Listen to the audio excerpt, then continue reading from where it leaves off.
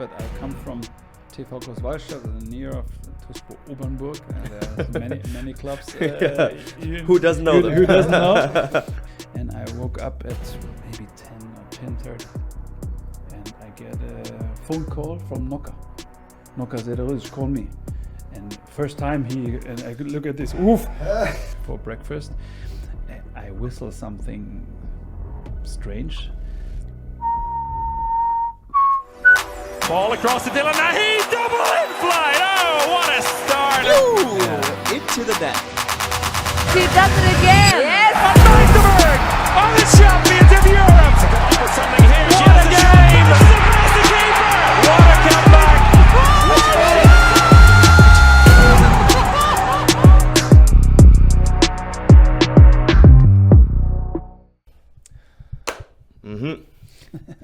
And then it is time to talk handball again, everybody, right here from Cologne. And I'm a little bit sad that I'm not sitting in the middle right now, because what better wings could I have? In Germany, we call it a Flügelzange.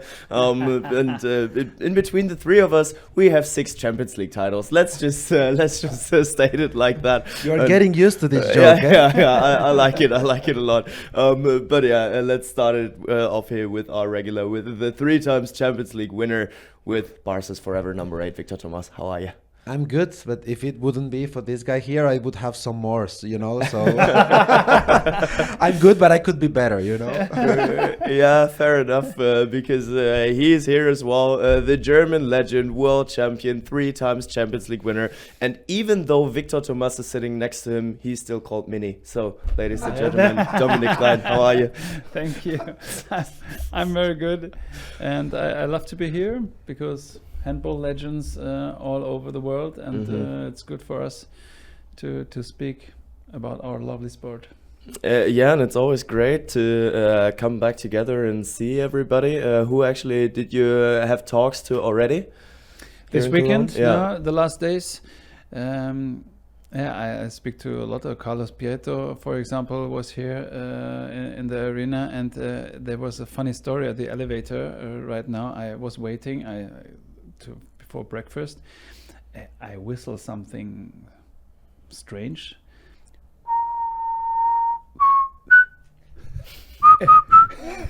Really, and I don't know about it. And Carlos Prieto come to the elevator, and he said, "You don't know whose guy is there?" And he asked me, "What do you know what you whistle now?" And I said, "Oh shit!" and he said, "I don't speak to your colleagues about this." And that was why I do this whistle this morning. Because deep inside Barca, it's a club that it gets into you, you know.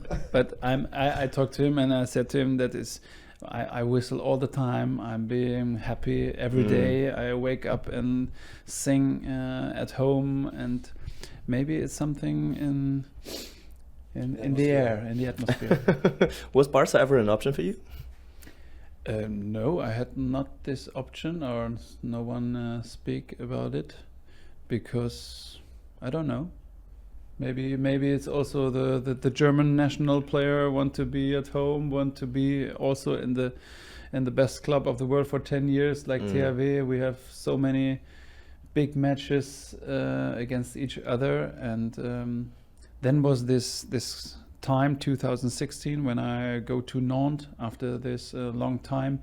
There was this time when the left wings change, because from, I don't know, is it called Uwe Gensheimer goes to Paris, then Sigurdsson Gogi goes to Rhein-Neckar, then also Barcelona need one. Valero Rivera go from Nantes to Barcelona, and then was the best place for me to go there with where we can play all together, because my wife is also playing handball, also former national player, and then we had on the card of Europe, we searched for a club where we can both playing handball on the top level, and Nantes in one city, women and men's on a Euro League niveau, and then they get the wild card for the Champions League. That was my first year also in Nantes. Everybody said, why you go from Kiel to Nantes? you're going a little bit easier at the end of your career. And I said, no, nothing. My stomach was so full of energy because there was the same experiences. I need to go with Nantes every third day to win a match, and that was crazy to do it at this time. And the end 2018, we were here with Nantes in the Final Four of Cologne and beat the Paris. That was the best finish I can have. So. Sorry the way for the, this. It was a lot of topics story. that you actually just but the mentioned. way you're talking about it, so you would say it was a great experience for you and your family to go out of your comfort zone from Germany, Kiel, after 10 years, everything you knew and everything. Overall, it was an experience that made you as a player and as a person and your family to grow. Of course. And for example, a little thing, I have no friends at school, so I go there and have nobody knows about this language. So I started also a little topic for me to learn a new language, to go in another atmosphere. And how you said, THW Kiel is the best club of the world at this time, and you are married with your club, and of course it's not easy for me to let us go. My wife is still saying we will go if it's going to another country. I will go there for sure, and then was the best way to have this opportunity in Nantes. How it went, because for me as a Barca player, I never went out, so I never put myself on the market, and I never had an offer from other team. So I think everybody thought, okay, this guy from Barcelona, it's never going to leave. In your case, it was you who decided your time in Kiel was finished. It was the club. It was together. If you don't want to talk about it, I can, because but, now it's finished for this. But it's of course interesting. But how I said, I wanted to be there. Of course, I wanted to finish my career in Kiel. But there was also 2015 where I get my injury, and at this time, the club said, okay, maybe 1 year more, and then you get an option to go to the club to go manager or whatever. We find something for you. And I said, no, I don't know how I was 32. I wanted to be also this motivation come back stronger after an injury. I wanted to show everyone and me myself that I can be on a high level, come back. And what happened? It's just 1 year, an offer for 1 year contract, and I said no, I want to do more. And then I said, is it the last offer from you? And they said yes, for the moment, is like this. And I said, okay, then not be sad when I am looking, or my manager looking around what is good for us as a family. And this way, to have 2 years more in Nantes, and there were an option to do a third year. But at the end, this puzzle, I talk all about this puzzle that was the finishing one here, Cologne, with Nantes. That was crazy. It's the first time goosebumps in our podcast now. But that was these experiences. Actually, was it in your mind though, after all this time in Kiel, after that very, very successful time in Kiel, not to finish your career there? We don't know at the end, but the good thing is to do your decision by yourself. You know, if someone said you're too old or you're not on this level, why you're here, for example. But at this time, I go to another country. I help another club to going to be in a Champions League. How Nantes is growing. Next year they're playing again in the Champions League, and the starting. We get a wild card at this time when we go there, and all these questions were.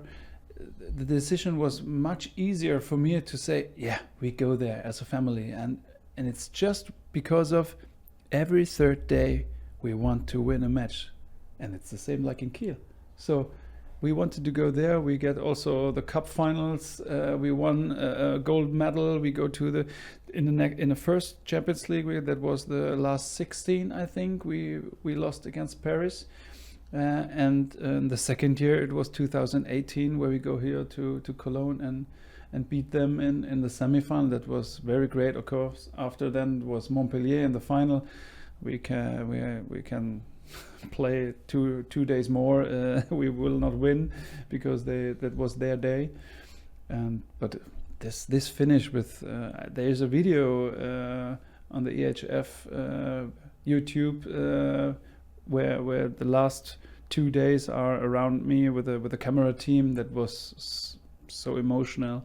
So yeah, I'm looking back to that with a kind of heart for the sport and for this. So club. in your case, it was your mind or your body who said stop? Yeah, the mind, our family. It's like you. We can play. We can still play normally. Yeah? Well, I had some hard issues, but yeah, we could still play. I think.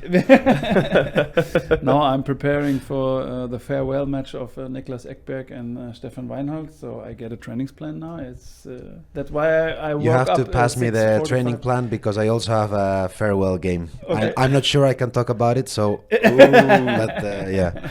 Who's going to be the left wing on your farewell game? Probably, I'm not sure if Gogi will be able to attend, but if I have to face him, I need to train.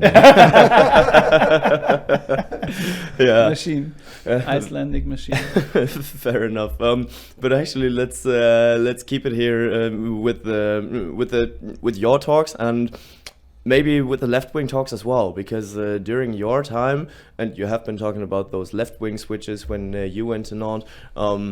One personality in there was your left wing partner in the national team as well, Uwe Gensheimer.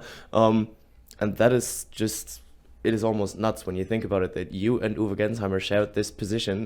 There is only one left wing. How was your connection? We had the special time in national team, of course, and we also have a lot of matches with Rhein-Neckar Löwen against Kiel, of course. Also, we played with Nantes against Rhein-Neckar Löwen.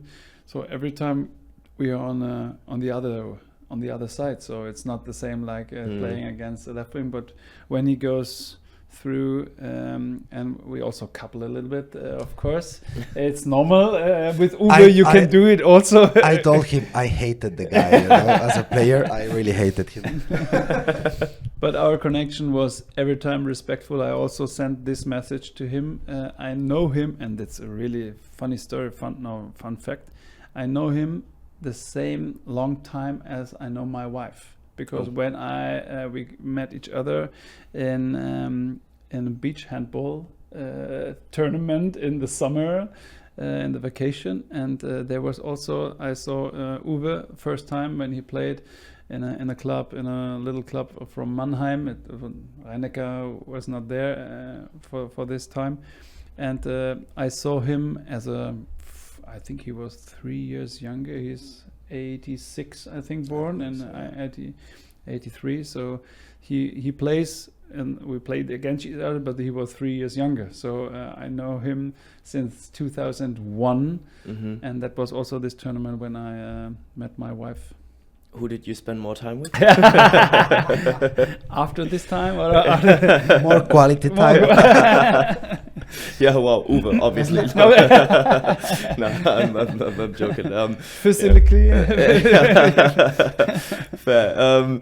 Still, going to Kiel probably did mean a lot to you, especially after it was a difficult time for you getting there, because Kiel first showed interest in you in 2005, I think, but you didn't end up going there because Kiel was done with their season planning already. I think you should have been somewhere around 22, 23 by that time. Patience probably wasn't the easiest around that time, was it? That was a crazy time because I was in Wallermassenheim. Maybe someone knows about this club near Frankfurt, and but I come from TV Großwallstadt, near of Tuspo Obernburg. There are many clubs. Who doesn't know them? Who doesn't know? But yeah, at the end, it's really important for me to talk about these clubs, but because this is my hometown. We grown up in an arena where we spent so many time. Also Saturday morning, 9 o'clock, I go there alone to train with my coach, to train by myself.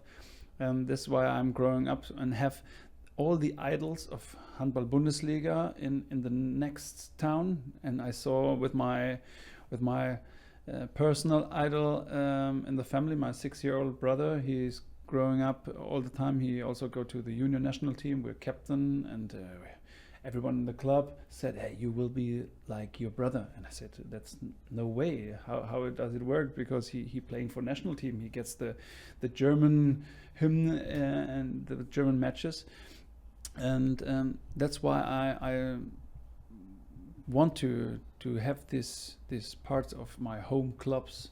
And how I said, that was TV Großwallstadt, then SG Wallau Massenheim near Frankfurt, and then there was they have no more money at this time, and then Kiel asking if it's possible to go 1 year in a club where you can play a lot, and that I come back to my home club or to TV Großwallstadt, and then was fixed contract for 2006. And that was the time with Noka Zerarusic, and I want, of course, to share the time with him, to go at this club, Zebras, the black and white club, and of course that was the biggest thing for me. And I mean, one always talks about cultural clashes when someone goes abroad and when someone joins another country. But you went from southwestern Germany to the northern part. Was that some way cultural shock as well?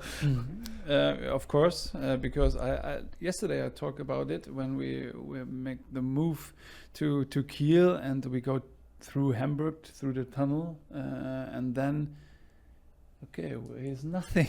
It's so flat. It's so flat and wide you can see who's visiting tomorrow. Yeah, it's like this.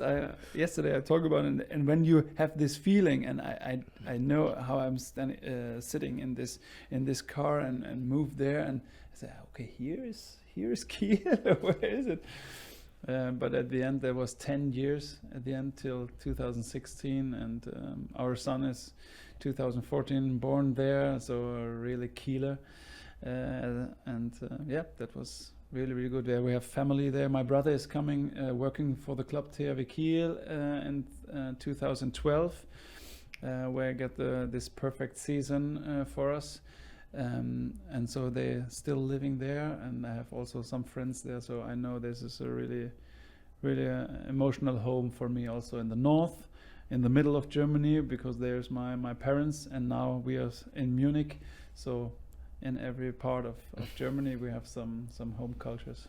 Yeah, I was just about to ask whether Kiel did become a little bit of home to you, but it obviously did, because it was such a great time there. How was your start in the black and white jersey? How was the start in front of this white wall? I give you now a story, because I always said something what I go in my head, and if you ask me, and there was just one story, and the really start is I was in Munich, and I want to prepare myself for the next preparation in Kiel, or the first preparation in Kiel. So I was in Munich, I wanted to go some preparation, and I was with my girlfriend this time, Easy, in Munich, and I woke up at maybe 10 or 10:30. And I get a phone call from Noka Zerarusic called me, and first time and I could look at this, oof, and I go there and I wake up and yeah, hello. I wanted to have this. Of course, I'm awake. Been awake until 6, you know. Yeah. And he asked me, "Schläfst du noch? Are you still sleeping?" And I said, "Oh shit! No, I was running at the moment." That was so fun, and that's a little bit the start, because this preparation. You asked me about the start in the jersey. This is so fucking hard. It's so crazy. And the first day, I don't know if I talk about this one time. The first day of preparation is having a football match, 45 minutes, 2 times, like a normal football match on a big field, with all the fans, THW Kiel. They come and we play football. And I was there as a young player, left foot player, and I want to show I'm running up. And Löfgren, Nicola, they're also still having, how long it takes. I say, what's this kind of teammates? We want to show the fans and some running. They know why. Because the second day, the same place, but no fans, and we go running around 400-meter course. 3 kilometers, then 1.5 kilometers, and then 800 meters in a row. And that was the craziest preparation start what I ever had. And then I know why they yesterday make some little football. And I was running and I said, okay, this is another story here. It was true that if you couldn't run these 3 kilometers under 12 minutes, that's like this. It was like, okay, you are useless for me. Yes, yes, that's true. And but I bet it was many players over the 12 minutes. No. Not even the back players? I don't. Maybe Philip later. He was reading the newspaper when he was running, you know. But we have Vit, Kim Andersson, Henrik Lundström and me. I think we were running there. But the 3 kilometers is not the thing. If you have this under 12 minutes, of course. But now they come 1.5 kilometers. And the last thing, 800.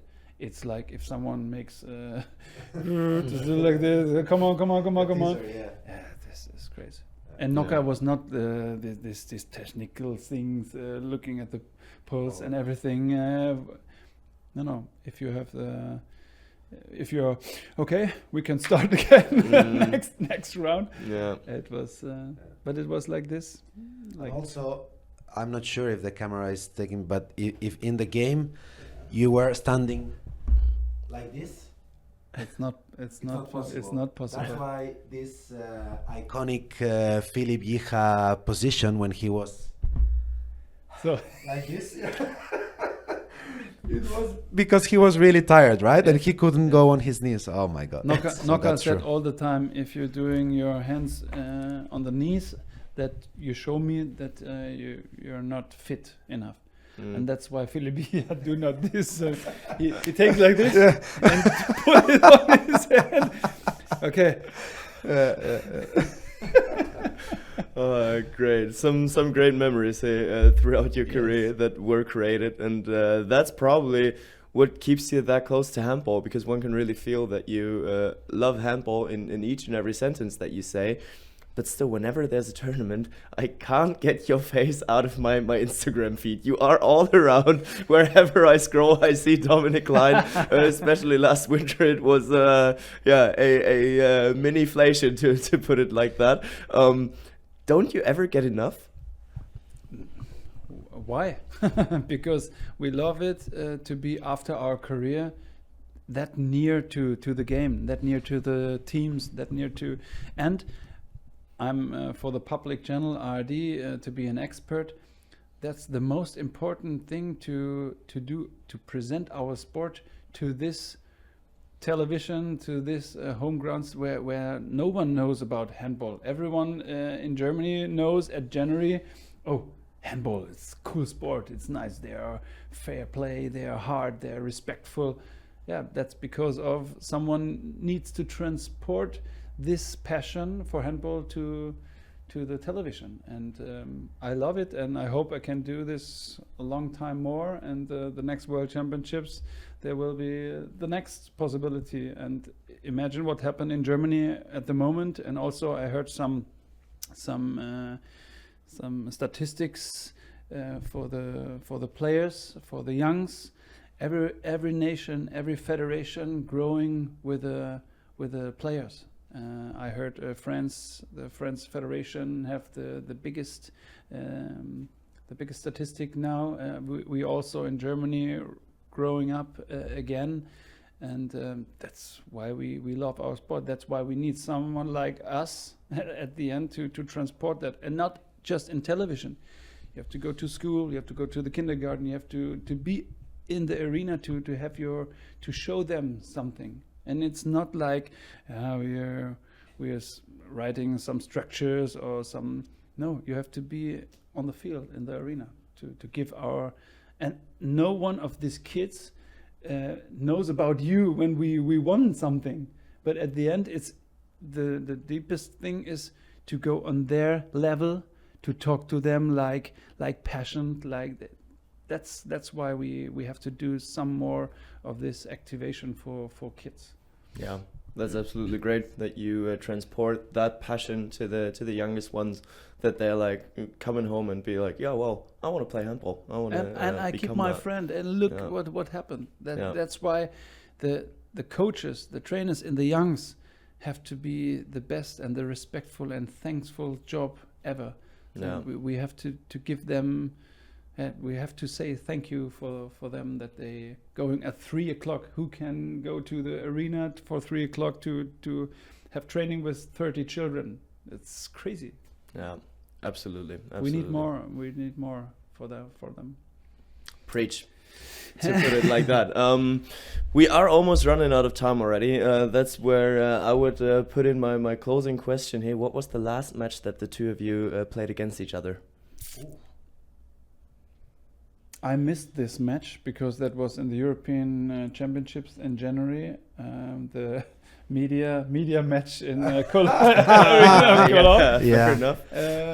I'm not sure if I'm still having a bruise because I saved the final penalty. But just saying. Yeah, saying. Well, I'm not sure if when you were playing in Nantes, we Maybe. faced each other. I think so, in that. XXL arena we played against. Oh, is it like this? We played in I this big arena? think No? so. I think so, that you won that game in Nantes, I think, and then you came to Barcelona with Nantes. Yes, I think so. Then it must be This one? because Nantes. in that Champions League we got disqualified. We got kicked out by Montpellier. So we didn't face in the final four. I think it must be this one's Can be. games in Nantes or in Barcelona, but I'm not sure. how was it playing against each other? Because you guys did have the one-on-one duels. As he said, I think we for example, as I said, with Ube in the playing court, I didn't like him, you know.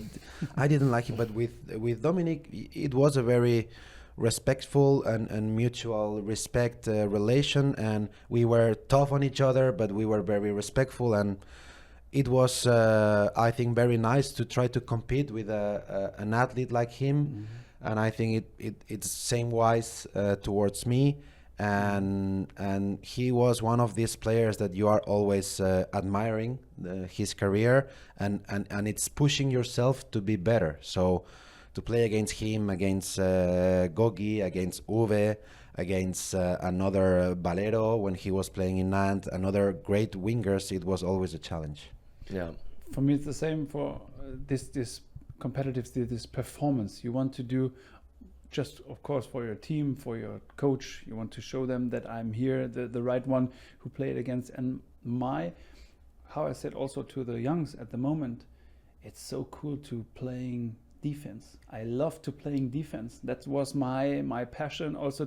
It's not working here. My opponent will not getting 7, 8, 9 goals. No, I don't want to do that. And that's also Luc Abalo, for example, to play against his skills. It was so challenging, and you have so many tasks from Alfred, his statistics, and it was you know everything about this player, and you want to show your trainer, your coach, that no, I will do that for the team, for you, and you prepared everything for me, and that was my challenge in a match.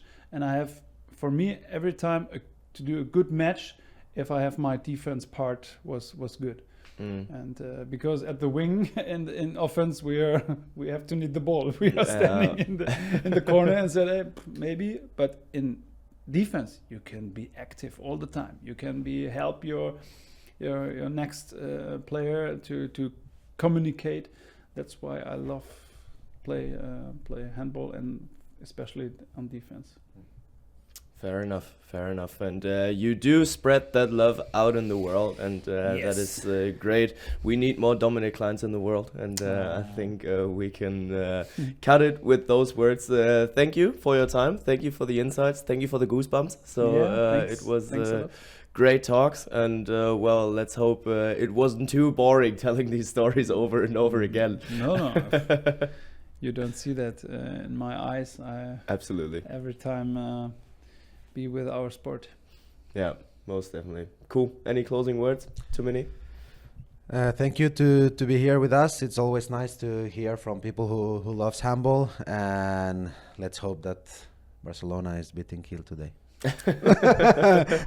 We are still ahead of the semifinals while we are recording. So you guys are smarter than we are, and I would say thanks, guys, and we will hear each other again the next time when it's time to talk handball again.